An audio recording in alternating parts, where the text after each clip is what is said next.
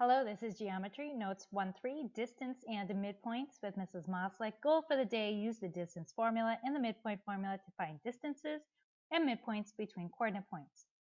Go ahead and do the warm-ups. Go ahead and pause this video, and when you are done, then unpause this video.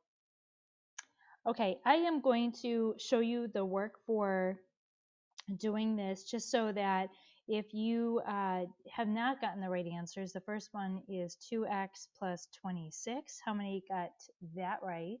Okay, not all of you, so let's go through that. So we are going to distribute twice. So we have an 8x plus 14 minus 6x. Negative 3 times a negative 4 is a plus 12. That's where most students, if they're going to make a mistake, will make that mistake right there. So adding like terms, 8x minus 6x is 2x. 14 plus 12 is 26. That's our final answer. Moving on to warm up number 2. Match the symbol to what the symbol means. This is length of line segment AB. There's supposed to be a line segment over there. So that would be line segment AB, C. And then this is a line, so arrows on the end, so line AB. Number 3, the answers are x is 9 and AB's length is 27. Who got both of those right? Good. If you did, just go ahead and fast forward. I'll go through this one. And so let's go ahead and do this one. So we have B is between A and C.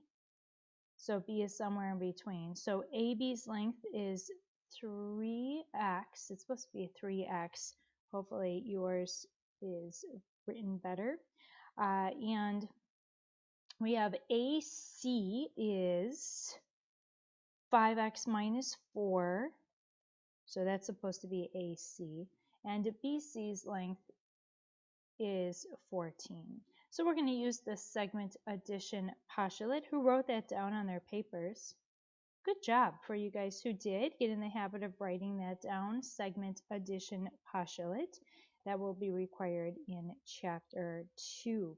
So we'll subtract 3x from both sides, add 4 to both sides. So we have 18 equals 2x. Divide both sides by 2. So we have 9 is x. AB's length is 3x. So all you have to do is replace the x with 9, and 3 times 9 is 27. Okay, so distance formula. If I ask you question example 1, could you do that correctly? Could you answer correctly? So on a number line, what's the distance between -3 and 5? Now, the answer is 8, but I would want to see work for that. So what kind of work is required? I would want to see a formula for it. And you can say, well, what formula? And I'll ask you back, how did you get 8? And you got 8 by taking the big number minus the smaller number. So you took the 5 minus the -3 to get 5 plus 3. So that's our formula for distance on a number line. The distance between two numbers is the big number minus the small number.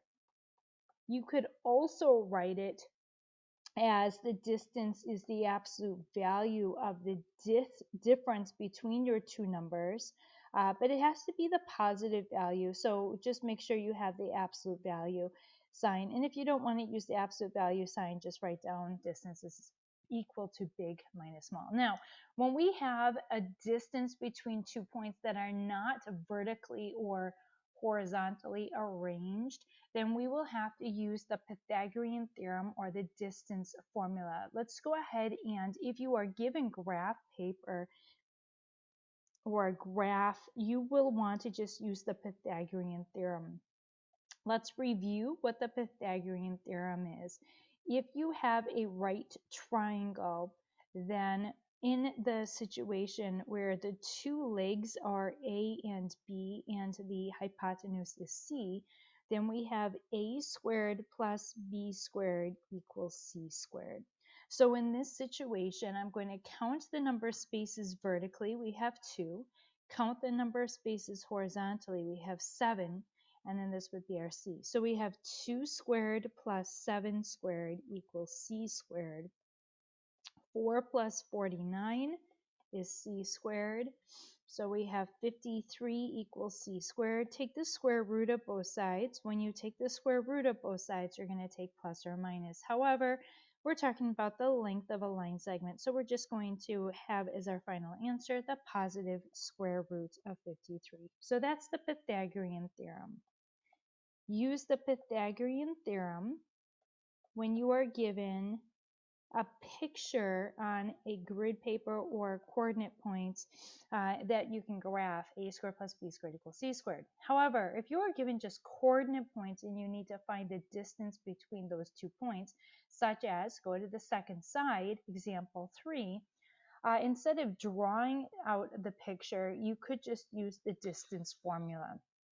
Now, the distance formula, real quickly, is just the distance between 2 coordinate points, x1, y1, and x2, y2.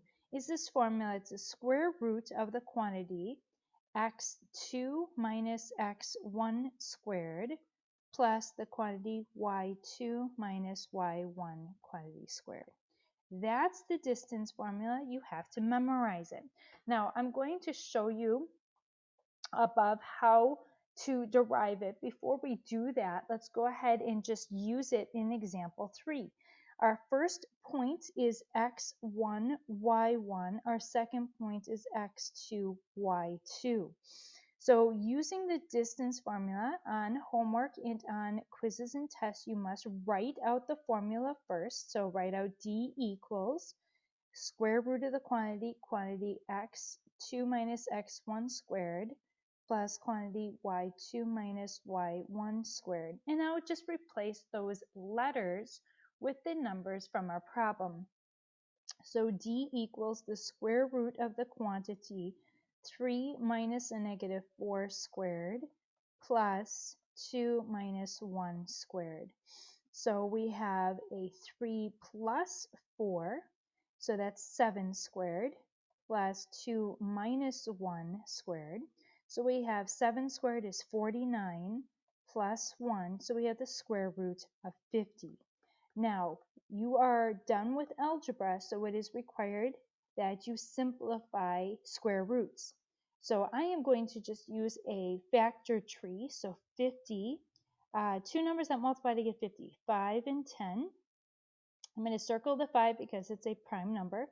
10 is 2 times 5, circle both of those. So now, replacing the 50, I'm going to use the numbers 2, 5, and 5, and I'll go from small to big. So 2 times 5 is the same thing as 50. Circle pairs of the same number, and when you have a square root, take out a pair of the same number, so out comes a 5, and inside the square root stays what you have not circled. So that is our answer.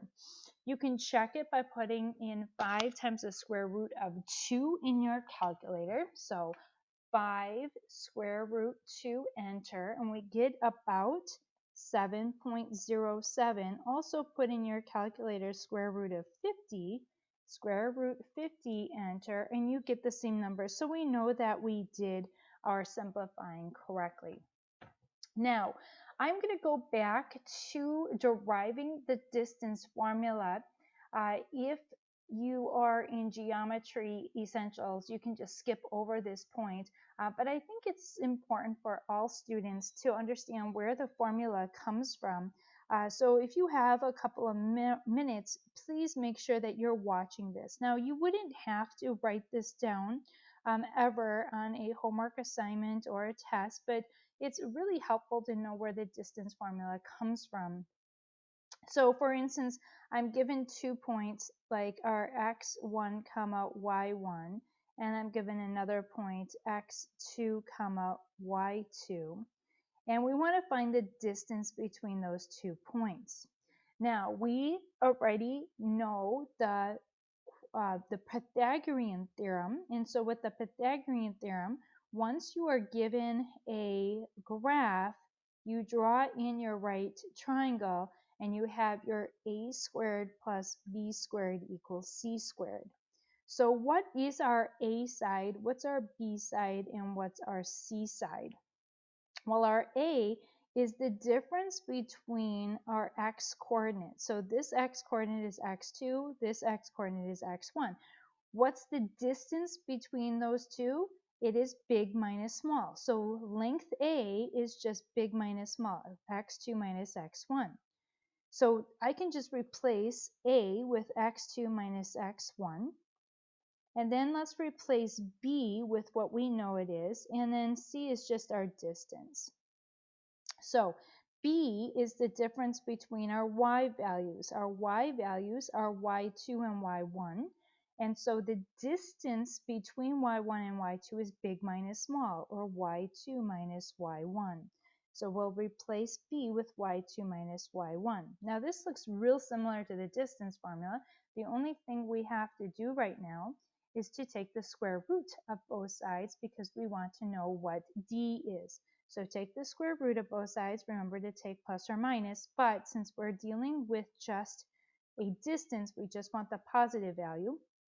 And we're given, or we're left with actually the quadratic formula. So D equals square root of the quantity, x2 minus x1 squared plus y2 minus y1 squared. And that is the distance formula. You got to memorize it. Pretty easy to memorize it when you understand where it comes from. It comes from the Pythagorean theorem. So you have your a squared plus your b squared and just taking the square root of that. Okay, let's go on to our third side, and we're going to talk about midpoints now. So moving on to the third side. And I'm having some issues with Word, but we'll get there. Okay, so third side says, what is a midpoint? The midpoint is the point that cuts a segment in half. So we can write that down. It's just a point that cuts a segment in half. I'll get the right color here. A point that cuts a segment in half, or in two congruent pieces, or two pieces with the same length. So if you were just talking about a number line 2 points, the midpoint is just take those two numbers, let's say x1 and x2, add them, divide by 2. We're just averaging them. On a coordinate plane, you're averaging your x values and you're averaging your y values. So you're taking the average of x's and you're taking the average of your y's. So average, you add the two items, divide by 2. So number 4, on a number line, what's the midpoint between 13 and 19? Using the formula, we just have two numbers. We have our x1 and our x2. So x1 plus x2 divided by 2. So that would be 13 plus 19 divided by 2, or 32 divided by 2, which is 16. Now we're given two coordinate points. So we're going to use the coordinate point formula. So I am taking the average of my x's, comma, I am taking the average of my y's. It is helpful to label your x1 and your y1 and your x2 and y2. So our first coordinate point is x1, y1. Our second coordinate point is x2, y2. Just replace those numbers in the formula. So we are averaging our x's, meaning we're adding them, dividing by 2, and we're averaging our y's. Add them, divide by 2. So we have 6 divided by 2. Oopsies, that's a negative 6 divided by 2, comma 6 divided by 2. So our final answer reduced is negative 3, comma 3. That's a typical problem, but you'll also maybe see a problem that stretches your understanding a little more. Number 6, find the coordinates of D if E is the midpoint. So now what we are given is we are given a midpoint.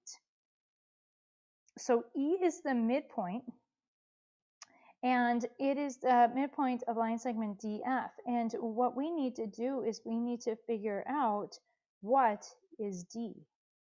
So there are two good ways to do this problem. One way is to use the formula. The other way, I think, is much easier, and most students find it conceptually understandable by thinking about a picture at first. So let me draw a picture of a coordinate plane, and I'm just going to sketch these points. So -6, 4, 1, 2, 3, 4, 5, 6, up 1, 2, 3, 4. That is E, and F is -5, -3. And we want to figure out where D is. So just quickly, it's kind of like this, okay?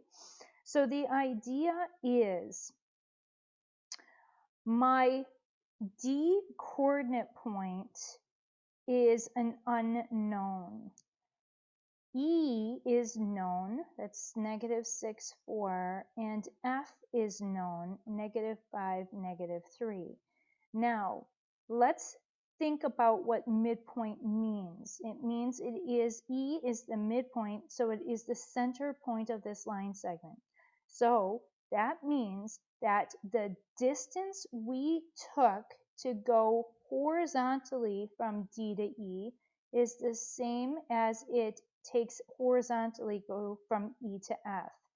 In addition, the amount it takes to go vertically from D to E would be the same vertical distance from E to F. So we're just going to do some arithmetic here. Let's think horizontally first. So horizontally, from -6 to -5, we added 1. So -6 plus 1 gives me -5. So from D to E, I would have to add 1 as well. So that number is -7. -7 plus 1 is -6. Now, let's think vertically. So vertically, from 4 to -3, we subtracted 7. So I'm going to have to subtract 7 as well. So this is the picture idea. And so what -7 gives me 4? That would be 11. So now I have my answer. So pictorially, my red, I am adding 1 each time, whereas purple, vertically, I'm subtracting 7 each time. Now, on a problem like this, you would not have to draw the picture every time. What I would encourage you guys to do is to just write it so that the midpoint is always in the middle between your endpoints. And then just ask yourself, what am I adding or subtracting by each time with the x's, and what am I adding or subtracting by each time to get the y? So that is what you do when you are given a midpoint and you need to find one of the endpoints of your line segment. Okay, last problem, number 7. Find the measure of line segment PR. So let's draw a picture. We have a line segment PR. We are given Q is the midpoint. Those are the same. And we are given that PR, the whole thing, is 14x plus 2.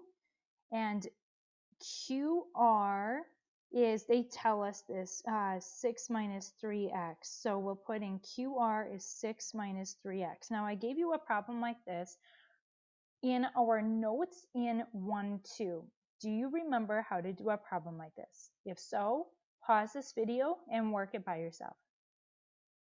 If you don't know how to do it, go ahead and look up here. So I'll continue to work through this problem. Since we know that PQ's length is the same as QR's length, we know that PQ also is 6 minus 3x. So this is what we can just add in. So let's go ahead and write down an equation. The two pieces equal the total. So we have 6 minus 3x plus 6 minus 3x equals the total 14x plus 2. Again, we're using the segment addition postulate. Segment addition postulate. 2 pieces equal the total of the line segment length. Adding like terms, we have a 6 plus 6 is 12 minus 6x equals 14x plus 2. Subtract 2 from both sides, add 6x to both sides. Right side we have 20x, left side we have 10. Divide both sides by 20, so x is 1/2. Make sure you're answering the question, and the question says, find the measure of line segment PR. So PR's length is 14x plus 2, so 14 times 1/2 is 7. 7 plus 2 is 9. So 9 is our final answer. No units because the question doesn't ask us. Have a great time with your practice, and if you have any questions, do let me know. Have a great day. Bye-bye.